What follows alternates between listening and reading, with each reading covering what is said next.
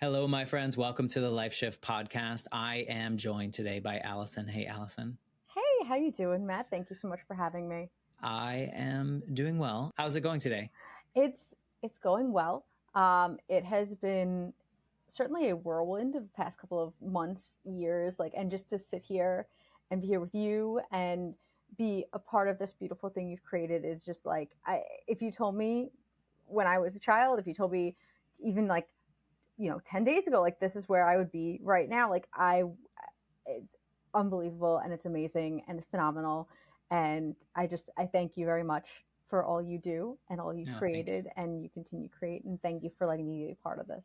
If you had told me the version of me even 3 years ago that I would have this opportunity, I think, to have people like yourself or the 100+ other people that I've had the opportunity of talking to share these moments that so many of us were conditioned to hide behind or hide under things. So people didn't know that everything was just not perfect, in a lot of our cases. And I know there are people that come on the show that are more in the space where, life was still okay. And then they just made it better or they chose other things. So I know that there's that realm of story, but myself, thinking back to my own childhood and the things that I encountered and went through, I feel like I just wasn't able to talk about it as openly as I found this space on the Life Shift to be. And then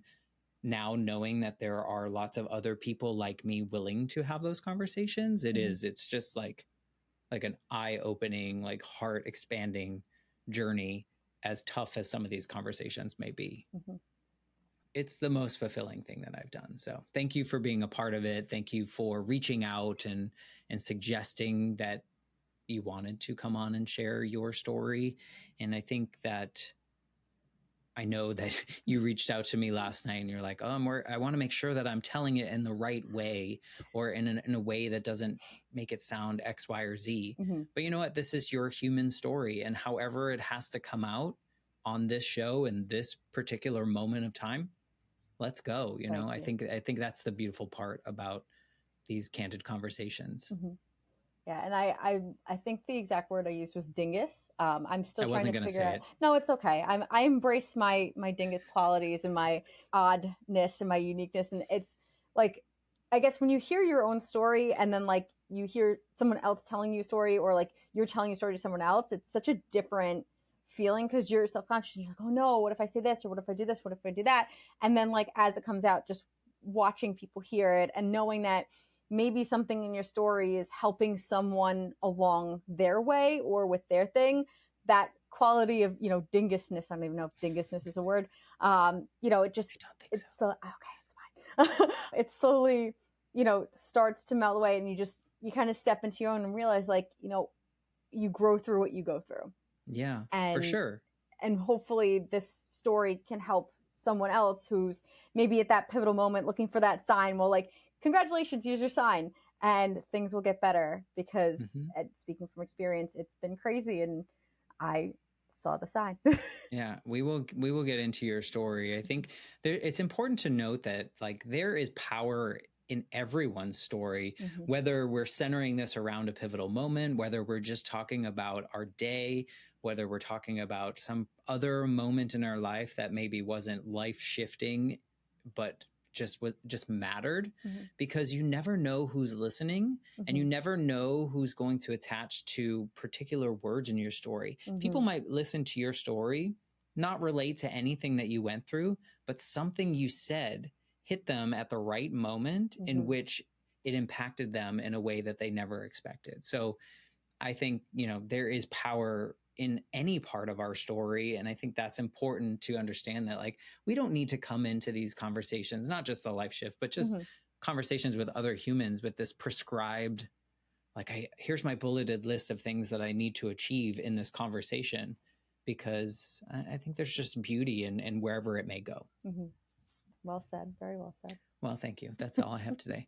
So I like for the guests to, maybe you can just tell us a little bit about who you are right now without giving away anything, if that it kind of alludes to any of your past. But tell us who you are, what you do, and then I'd love for you to paint the picture of what your life was like leading up to this pivotal moment that we're going to talk about today. Sure. So I am an educator. I think I'm like the 40th educator in my family. The Wow. last name is, well, my maiden name is Teicher. If you take the I out and swap it with an A, you get teacher. So like you just one day wake up and realize like, this is my life. This is who I will be. And you accept it and you do it. No, but seriously, when I was younger, like I knew just, it was something the second I stepped into a classroom, I was like, I'm home.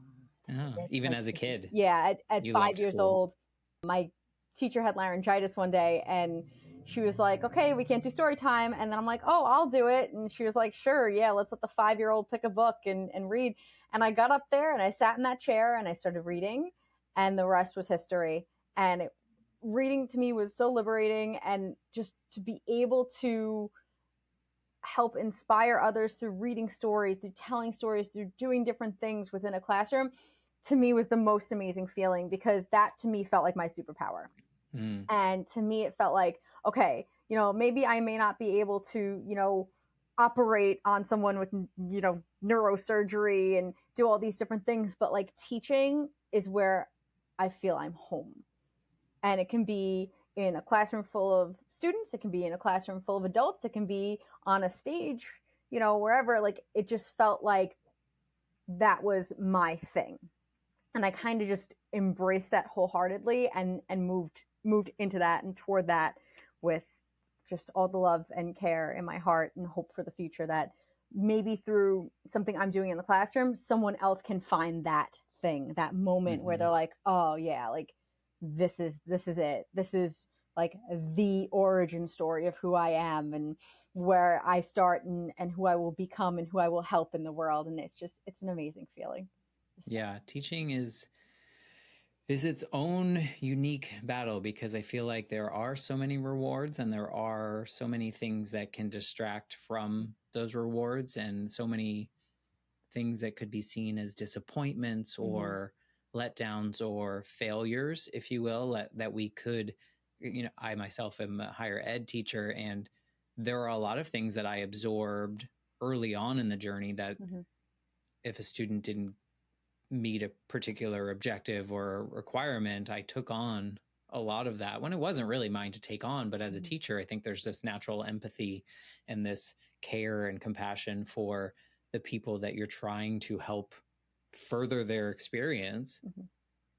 But then we also absorb so many of those, not so great student experiences that can be detrimental in a lot of cases. Did you ever face those, or was it always just like happy go lucky teaching?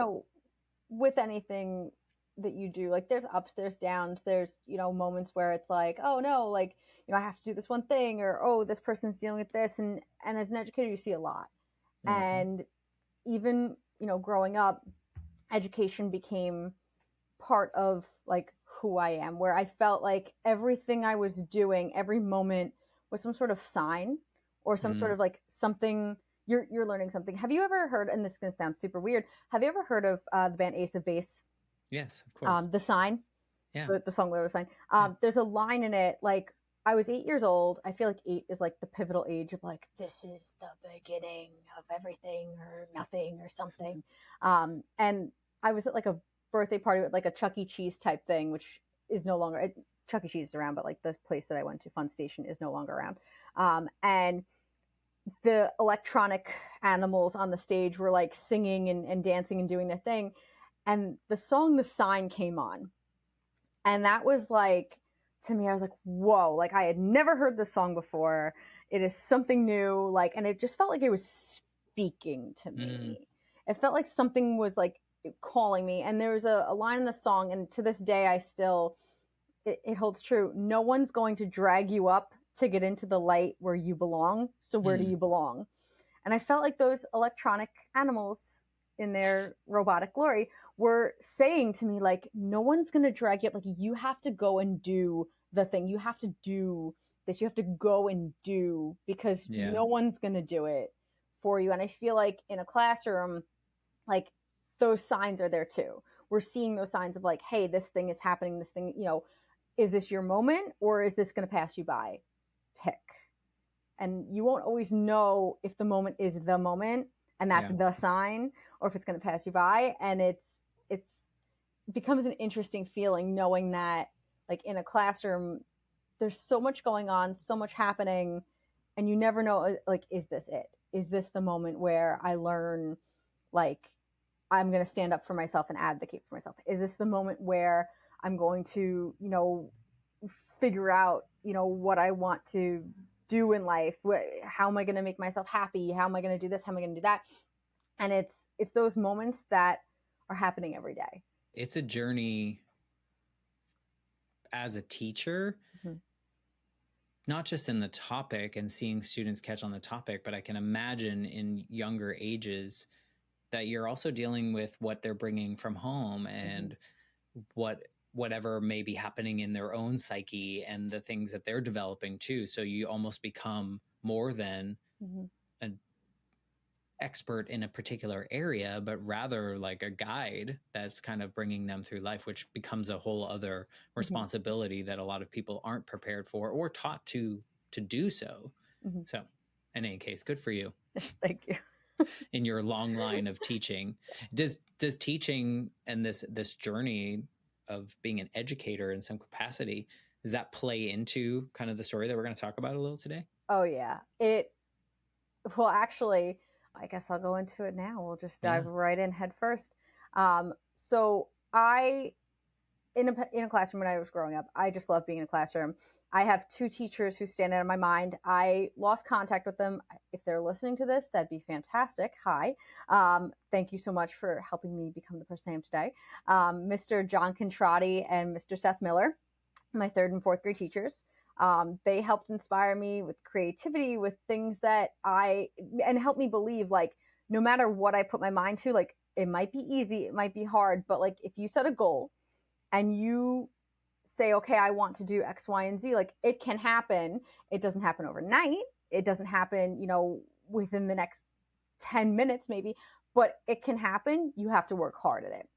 And I was at my 6th grade graduation, and I saw our school's former principal, Dr. Calamuso, walking across the stage. And I turned to my mom and my grandmother and I said, why is he doctor, but our former principal? Like, what's going on there? And they said, well, he's a doctor of education. Like, he earned the highest honors in the field of education because of his research and this and that. And at 12 years old, it was kind of like I stopped, paused, looked into this philosophical camera somewhere in the audience and went, this is my destiny. Like, it was just like the thing. And I had that feeling when I was in elementary school. I'm like, I don't know how. I'm 12 years old. I don't know when. I don't know what's going to happen in my life, but at some point I will earn a PhD. I'm going to go for that thing. Like, that is, to help others through research, to help others through education. At 12 years old, I was like, that is it. This is happening and I'm going to do it. And then life happened. And, my family went through a lot. I'm going to just touch upon a few things, but my grandparents had different things going on, medical issues. My family went through some financial troubles, things like that. Our living situation started to look very different. And it just seemed like that idea of I'm going to get the PhD one day was slowly just getting further and further back into the recesses of my mind, where, like, I remembered it was still there, but that kind of mode of survival took over and life just got in the way. Life just happened. And I kept hearing the song, The Sign. And I'd hear, no one's going to drag you up to get into the light where you belong. No one's going to drag you up to get into the light. And I just kept hearing it. And went to college, got my bachelor's degree, became a teacher. I was so thrilled. I'm like, okay, we're going to do the thing. We're going to go get the PhD. And then I was like, but I have to get my master's and I have this interest and that interest. And I also, when I was younger, I wanted to publish books. So I started writing and creating. I was able to publish books and get poems and short stories. And I felt like I was doing all these different side quests because I was kind of dancing around that. Oh, I made up 1,000 excuses why I couldn't go for the PhD. And the signs just continued to like, not yet, maybe one day, not yet, maybe one day. So heading to work one morning, October 2018, and I'm listening to Bruce Springsteen on the radio on the highway. Next thing I know is the car in front of me stops. I slam on the brakes. And as the music is playing, I look in the rearview mirror and the windshield is gone. The back windshield has shattered. There's glass flying past me. The whole car is lighting up. It was mayhem. And I found out that the guy behind me was going about 80 miles an hour and didn't hit the brakes. Okay. So I get out of the car. I don't even know how I got out. I had jugs of water flying over my head, everything in the back seat just over my head. And that was big sign number one. Like, hey, the universe and everything is lining up because somehow, some way, your path is starting to open. And at the time, it was a very bad accident. I ended up going back to work the next day and I showed the kids. I'm like, I'm in a neck brace. I'm in a back brace. I was absolute mess. And I said, all right, guys, you can't let something knock you down. And I'm sitting there in a chair, completely banged up. And I told them 2-3 days after my accident, I said, never let anything stop you. And one student turned to me and goes, well, is there anything stopping you from reaching like your big goals? You always say you have these big goals. Is anything stopping you? And that was when like a light went off my head. I'm like, that PhD. And I said, you know what? Time's not right. I don't have enough money. I don't have this. I don't have that. Had a rough year at work. Things were just not going right. And then 2019, I said, I'm like, all right. I was sitting in with my feet in the sand, looking out at in Francis Lewis Park at the bridge there. And I said, you know what? Like a lot of things are going badly. A lot of things are rough. This can't be it. This has to be another sign. I'm not ready yet. This is another sign. And I kept making more excuses. And then finally, as if, this chaotic trail of things was not enough, in 2020, I gave birth to my daughter prematurely as all of the hospitals shut down for COVID. So then that further started to delay me from all these different things that I was like, oh, you know what? I'm so glad I'm a mom, but that PhD, you know what? It's going on the shelf. Maybe someday, maybe one day. And then I couldn't hold off the signs any longer because sometimes things will happen and it hits a point where you just know. My grandmother, who she's like a second mom to me, she had a stroke. As this is all going on, I'm thinking of all the signs. I'm thinking of everything happening. My focus shifts to her, caring for my daughter, caring for my family, and everything just became a mess. The next month, she ends up going to a rehab. And as we're sitting there in this rehab, I'm sitting there thinking of all these signs, of all this stuff happening. And as I'm sitting there reflecting with my grandmother, she's recovering, I'm like, you know what? Like, someday things will happen. Maybe, I'll get this opportunity years from now. Or I just kept thinking of all this different stuff. And I didn't really say things to my family because so much was going on. So much happened in my life. So much happened at home, at work. It was a constant just barrage of just stuff. And then I hear someone calling my grandmother's name from beside the curtain. And eventually my grandmother just goes, pull back the curtain. Just let my neighbor see everything going on. So there we are in a wing of 80-something-year-old patients, and there's a 30-something-year-old woman looking at me. And I said, hi, like you're in the geriatric wing of this trauma center? Like what's going on? And she said very slowly, she goes, well, I had a medical emergency and I was in a coma and I woke up 2 months later and my hands don't work like they used to. My feet don't work like they used to. Things have changed drastically. She was, I think, a nurse and that was, she just had an emergency and that was it. And I sat there for a second and I was in a bit of disbelief because she's sitting there telling me all these things she would have done, she could have done, all the crazy things happening in her life, things about her kids, things about all these different things going on in the world. And then she just looks up at me and in cinematic fashion, she goes to me, what would you do if you stopped making excuses? And I'm like, can you read my mind? I'm like, okay, all right. And my grandmother's sitting there and they're both talking to me and they're like, what would you do? And my grandmother's like nodding me, like, go on, like, I know what you're thinking, kind of thing. Like, she read my mind. And I said, I go for my PhD. And then my grandmother goes, so go for it. And I'm like, well, it's not that easy. Like, and I sit there, and the roommate turns around and she goes, you know what? I'll humor you for a second. What are some of your excuses? Like hit me with them. And I'm like, all right, well, like, let me roll up my sleeves and get ready here. And I'm just like, I'm gonna, really, really tell them what I'm doing. Yeah, watch this. And I said, well, I can't go for a PhD because I don't have the time. And the two of them look at me in their hospital beds on the traumatic brain injury unit in the hospital, and they said, do you think we had the time to go through what we're going through?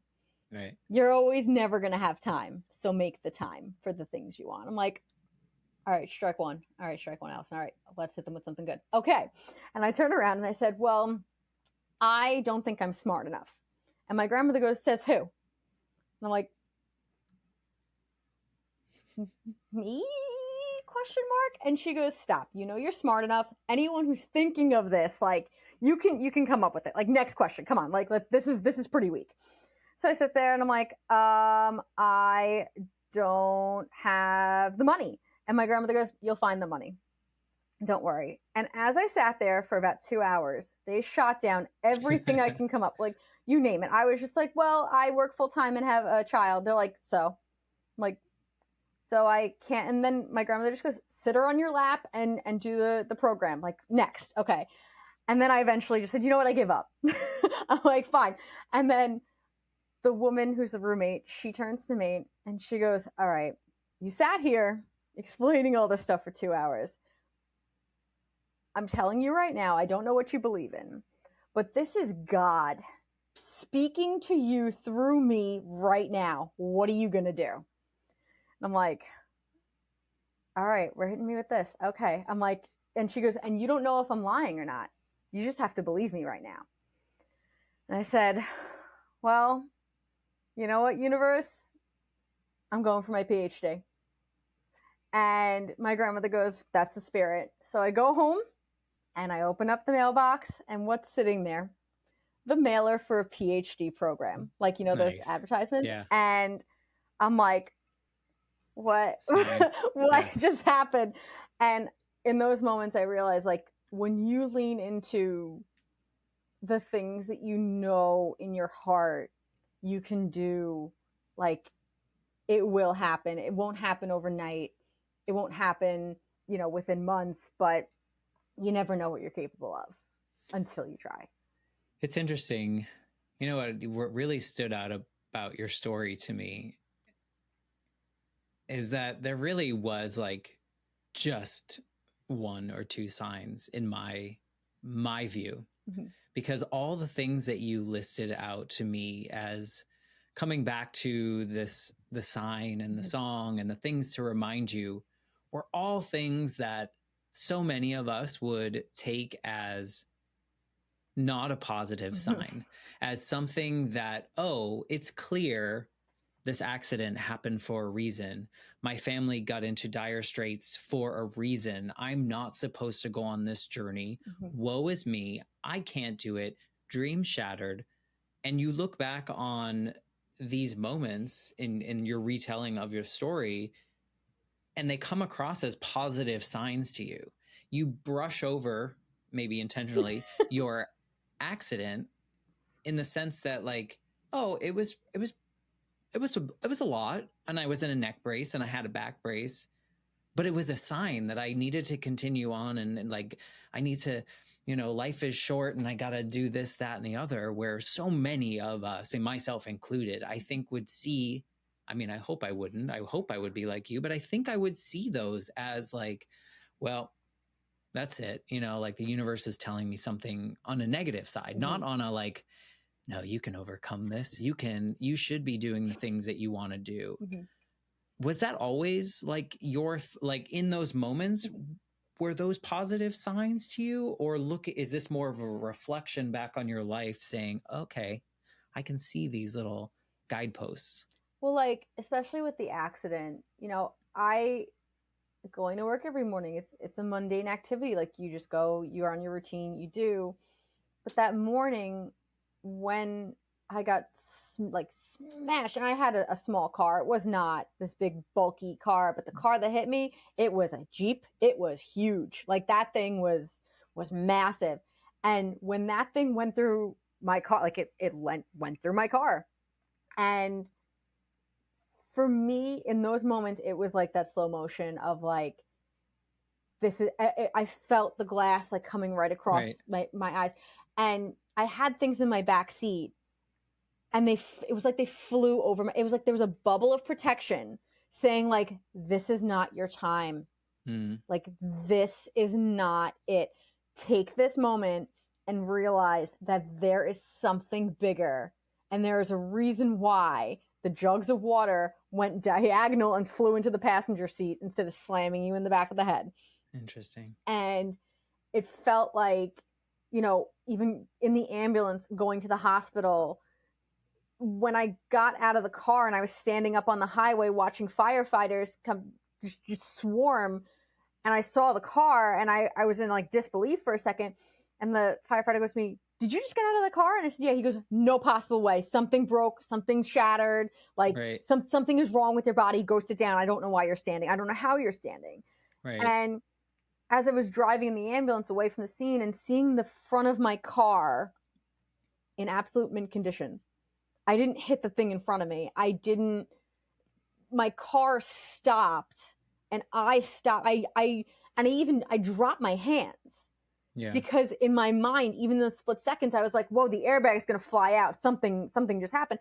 And it was like every step of the way, something else was telling me, move, go. Like, this had to happen for a reason. There's a reason why. Like, and even afterwards, I had so many people going, "Are you going to sue the guy? Like, he just destroyed your car. You're in a neck brace. You're in this." And I said, "No." And then you would have had the money for your PhD. I always used to joke. I said, you know, I'm going to win the lottery one day and I'll have enough money for my PhD. And that never happened. But somehow I did it. Like, it was insane. And even in that moment, I was like, no, I'm not suing. I'm not doing this. Yes, I'm in a lot of pain. There's a lot of stuff going on. But that was an accident. And it's showing me sometimes you need to just take a step back and go, okay, this happened for a reason. I got out alive. And in something that a trained firefighter goes, "There's no way you got out of that car." And I'm like standing on the highway, like underneath the sign that says Northern Boulevard, going, what just happened? Like, my car is still going off. Like, every alarm is going off in the car. And I still hear Bruce Springsteen going, "Even if we're just dancing in the dark." And I'm like, there's got to be some way. And with everything that happened, you know, even down to like when I gave birth to my daughter, she was premature by a month. And we got there as the hospital was locking down. Yeah. And for that to happen, like I gave birth, and it just so happened she was born on the day that she's named after my best friend who passed away, Casey, and her middle name is Casey. And she just so happened to be born on technically Casey Falconer Day, when he got his Boy Scout project, you know, 10 years earlier. And for all these things to line up, to me, it was just like, this is not random. Like, this is happening for some odd reason. I mean, I can be absolutely insane and be like, "Oh, I'm just justifying this." But like, there's a reason. And it's interesting though, because you're seeing these moments that so many of us would see as woe is me moments, and you see them in this positive light. Yet it sounds like through your story, this quest for your PhD inside, the quest itself was a woe is me journey. You know, it's interesting that this internal, or what seems to be this like internal quest, and you're like, I'm going to do this because this is the pinnacle of whatever I've decided to be. But woe is me, I can't make it there. Woe is me, I can't make it there. Yet all the negative things hitting you from the outside, you saw not as such. You saw them as like lit goalposts or guideposts or things that are taking you on this journey, yet still you knew you couldn't.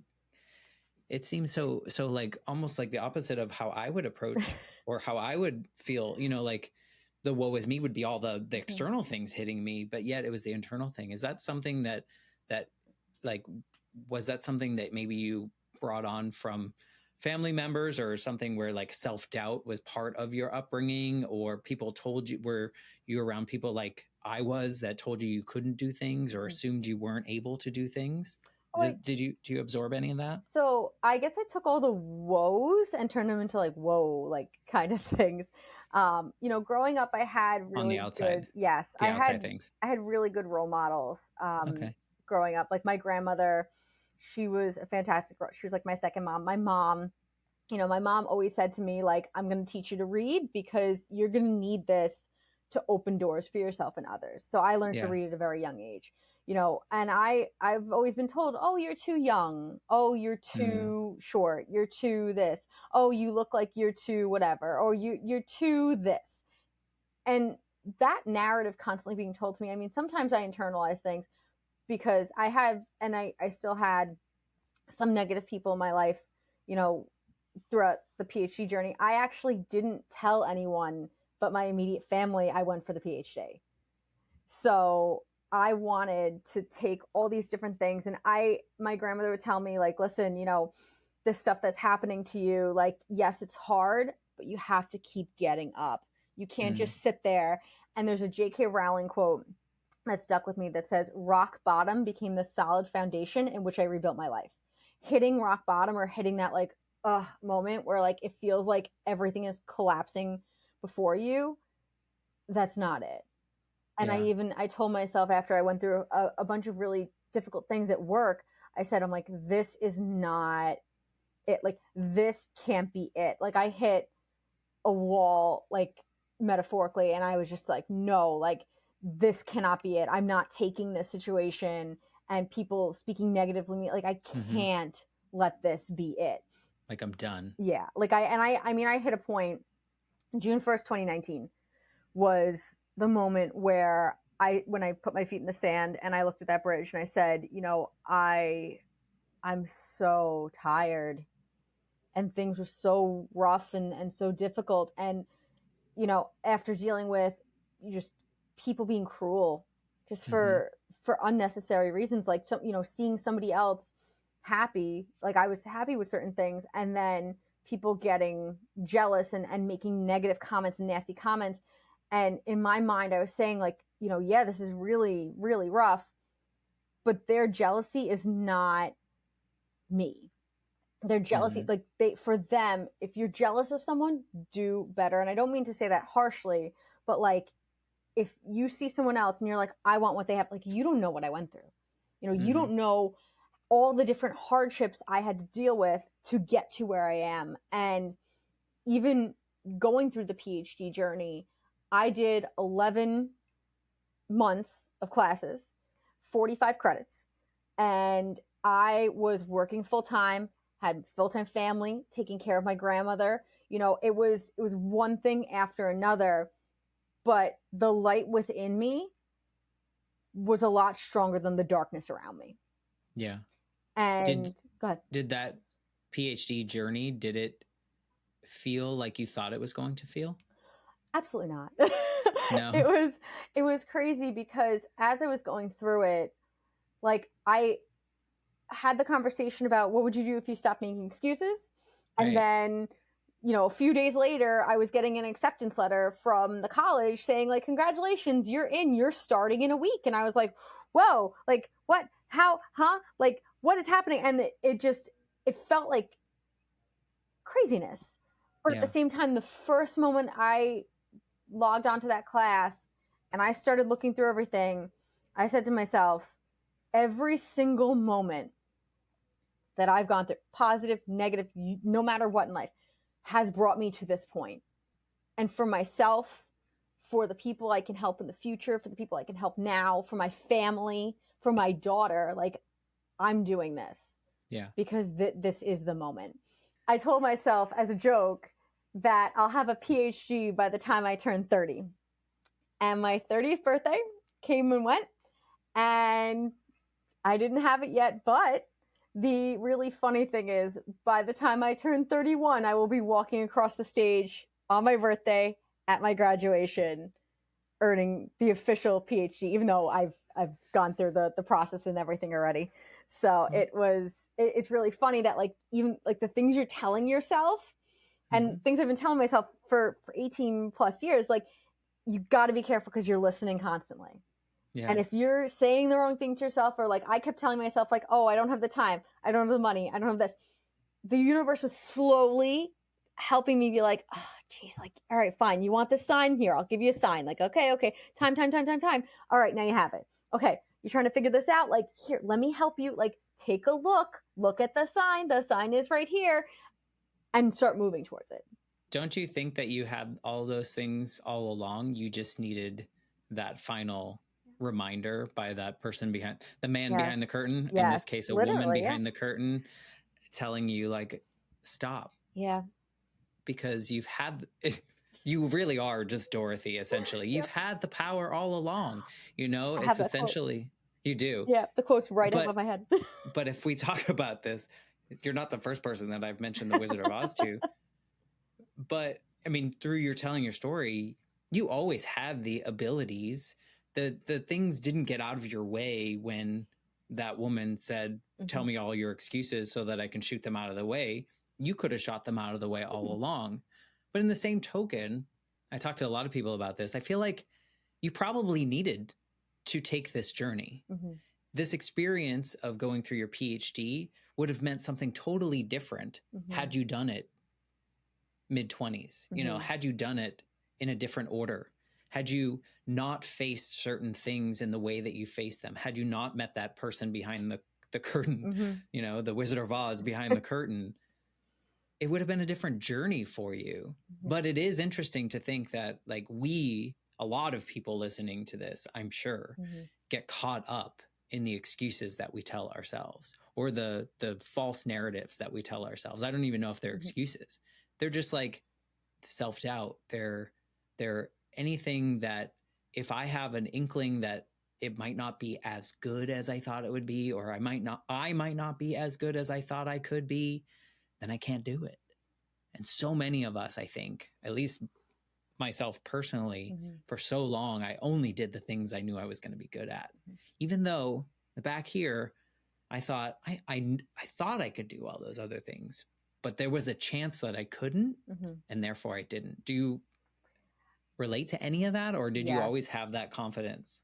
I most certainly didn't. And the funny thing is I feel like after my grandmother had her stroke, that's when a lot of things started to shift. Like everything I thought I knew, everything that I was like, nope, like this is why things are with this, with that, with the other thing, like everything started to move.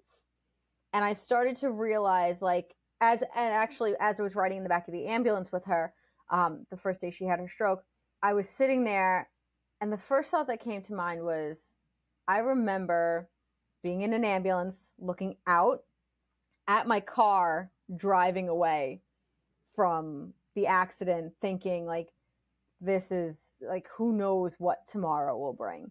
I was sitting in the neck brace in a stretcher in a very bright ambulance, thought I was going to work. Things changed drastically very quickly. And I realized like, this is, how do I even get past this? What do I do now?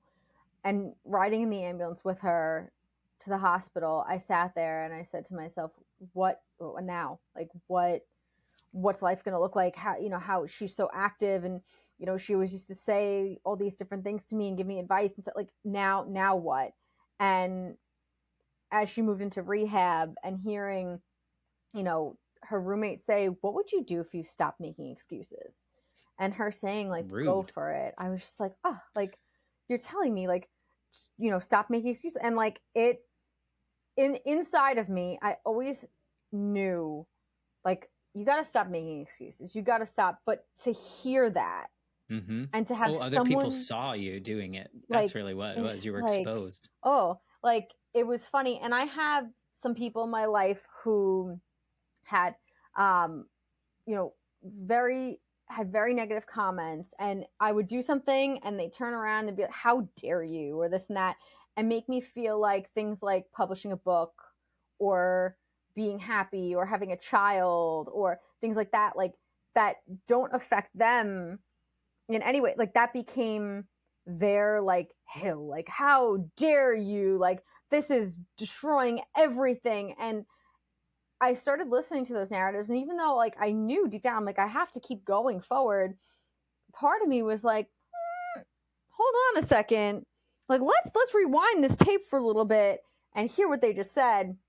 And it was funny because as I started hiding the PhD from people and not telling people, and waking up at 3 o'clock in the morning doing work and then going to school, doing schoolwork, going to work, like I started thinking like, someone had mentioned to me just before I went for the PhD and said like, how dare you show how happy you are, or how dare you this and that, like, look at all you've gone through. And I'm like, yeah, like, look at all I've gone through, and I'm still getting up. Like, you still have to, you're going to have hard days, sit with those emotions. You're going to have moments where I would be working on my PhD stuff, sitting at my grandmother's table while my mother was helping, care for her and do things that my grandmother used to do independently. And my daughter's running around at the same time. And it just looked like a Renaissance painting of like absolute mayhem. But it was still beauty in that, because with everything that was happening that morning when my grandmother had the stroke, like we somehow, my mother and I, my daughter, we knew, go up to see her, go to her house because something happened. And we went, and we were still able to share 10 months together, and incredibly close. Like every single day we were together. And you'll have people who will think negatively of you and criticize you and pick on you and all this stuff. And then at the same time, even when you don't always see them, there's going to be people cheering you on. Yeah. And even though I had, the negative people saying, oh, look at you doing this, this, and this, like, how dare you? I had people, my grandmother included, telling me, like, dare to dream, go and do, because what would you do if you stopped making excuses? And as I moved to the last leg of my classes, as my grandmother's health took a turn for the worst, I got to spend 5 hours with her, with the two of us just talking. She had a few strokes the couple of days prior, and we sat in that hospital room and we just talked. And I felt like it was another sign from the universe saying like, hey, this is a really tough moment right now. Like, things are not okay, but you got to pick yourself up. You got to keep going. You have to keep going. And she even said to me, she's like, don't give up. You can't. Be brave, be confident, be strong.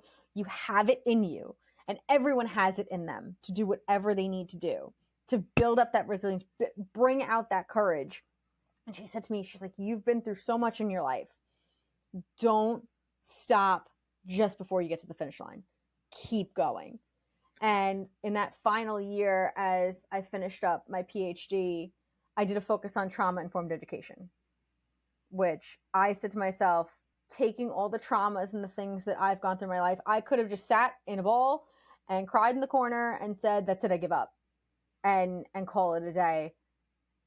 Or I can go out and take what I've gone through and do something about it, so that others hopefully don't feel the same. Yeah, I mean, I think that is, I mean, it's a lot harder to do. It's a lot easier to say, but also same idea. It's a lot harder to do is like what those negative people were questioning your PhD and look at you like, get away. Like there's no value that you're bringing to this conversation. That's all about them. That's nothing about you in that sense. And sometimes it's really hard to see because it gets so noisy and things just get overwhelming to the point that we kind of fold into ourselves. I'm curious at how, it's hard to say this, right? Because I think a lot of us have messy parts of our lives. We talked about this earlier, like things we've hidden, things we don't tell people about. But there's value for me in those messy parts. There's value that I see that far surpasses maybe others that I believe don't have those things. They inform you, they lead you to this trauma-based education, they lead you towards getting this at this point in your life, they lead you towards having these moments with your grandmother, they lead you towards all these things. Do you now, or do you have a perception of your trauma things in a way that you would embrace some of those now as like in a thank you kind of way? Is there anything that you feel is like it has served you in a, even though it sucked, served you in a good way? You know, I can sit here and we can talk for another 5 hours about all We the don't have time for different. that. Thank you. No, I'm not going to go completely into that, but like I've had so many situations in my life where things have been so messy and things have been so stressful and things have been chaotic. And did I always say the right thing? No. Did I always do the right thing? No. But then I think about it, and it's like, well, say the right thing by whose standard? Do the right thing by whose standard? And I kept telling myself as I was going through really hard times, like, you know, I'm working full time. I have my daughter. I'm commuting long hours. I'm taking care of my grandmother with my mom. Like, we're doing all these different things. There's people who are negative, not knowing about the PhD, saying really nasty things. There's people in my close family who knew about it, who are saying like all these negative things. And I said to myself, you know what? Like, bless this mess, because I'm going through this to learn. Like, this is all, and it can seem so crazy, but I'm learning all of these things so that in the future I can help people. I can advocate for people. I can advocate for myself so that hopefully all these traumas and things that I've experienced on such a huge scale, a number of different things, other people don't have to do that, or other people don't have to go through that. And even just a touch of kindness. Like, there's a very negative person in my life, and I was at an event with this person, and I had someone lean over to me, and it was very clear this person was belittling me and saying nasty things about me to my face and being passive aggressive. And this person leaned over to me and she goes to me, "Allison, honey, I see what's going on." And I turned, I said, "What are you talking about?" And she goes, "Don't hide it. Like, don't hide what's going on. Don't hide the mess. Just be you, because you can't keep tiptoeing around this person." Yeah. And I looked over at her, and she just put her hands on top of my hands, and she goes, "I've known for years that this is happening, and I'm so sorry I never said something." And it made me realize, like, we don't always show our, like, even you look on social media and everyone has like beautiful pictures of whatever's going on and this and that, but at the same time, like, we're not always, quote, perfect. We're not always going to be going through these situations and being like, everything is so fine. And even now, like, me telling my story, you know, I sound positive, or I'm taking these things positive because I've healed. And the healing is hard work. It takes a lot of courage and a lot of stamina to just get up in the morning when you're dealing with people speaking negatively of you, or people talking about you behind your back, or close people who you would expect to be there for you actually stabbing you in the back, like Julius Caesar style. And you have to sit there for a second and say, okay, I have two choices. I can either just sit here and give up and be negative and let everything just consume me and ruin me and just let it eat at me and then become that. Or I can get up and do things the hard way and thrive and survive and just do my best and do what I can. Because even on a day when you only feel like you're, giving 30%, then that's all you have to give. If you give that 30%, you still give 100% for that day. And you're still trying and doing your best. And I don't think people give themselves enough credit for all the stuff they've gone through in life to get up every single day still and go, all right, let's do it. Like, let's do this. And I would sit in my car on the mornings when, things were rough, and I'd listen to The Sign from Ace of Base, and I'd listen to a few other songs, and as tears were streaming down my face, and driving home with tears streaming down my face, and just so much stress, and things on my plate, I would still say to myself, no one's going to drag you up to get into the light where you belong. Watch out for those signs. Watch out for those moments. You never know when you show up what will happen. You could meet someone who's sitting behind a curtain saying, what would you do if you stopped making excuses? Or you could, be in a situation that's further pushing you towards a path.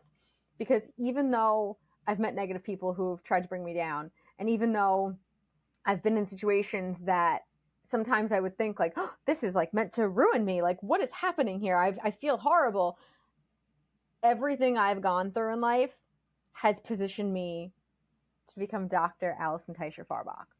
Yeah. And even saying those words right now is just mind-blowing, because I feel like I want to go up to that 12-year-old girl and go up to 12-year-old me and say, hey, it's going to get better. It's going to get really bad before that, but you'll make it. But then at the same time, I'm like, wait, if I go back in time and tell myself that, would 12-year-old me say like, wait a second, okay, everything's going to be fine. Like, whatever I do, it'll just work out. Like, for anyone listening to this now, if you're going through a tough time where you feel like the walls are caving in and you're hitting that rock bottom and you're just like, I don't even know what to do next, where to go.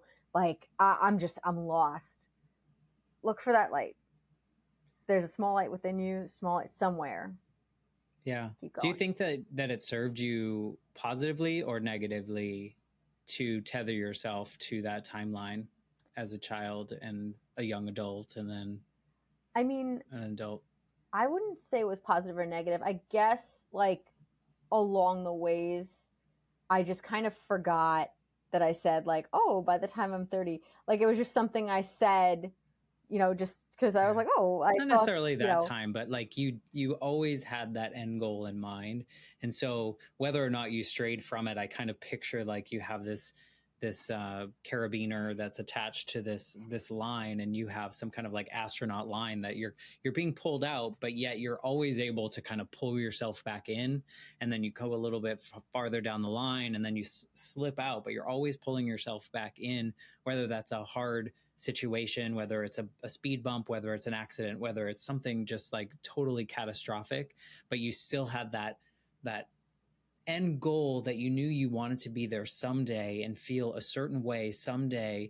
And whether that was to prove to yourself that you could do it, to prove to the people around you that you could do it, but something about having that there always planted, wherever it may be, 30 plus, whatever that number happens to be, but knowing that it was always going to happen, that probably served you really well, because it feels like your story kept bringing you back to that main line, whether shit happened or not, And so I think, that there's something to do too, is like, don't give up on your dream just because it's not happening in the way that you pictured it, in the way that you imagined life was going to play out, because guess what?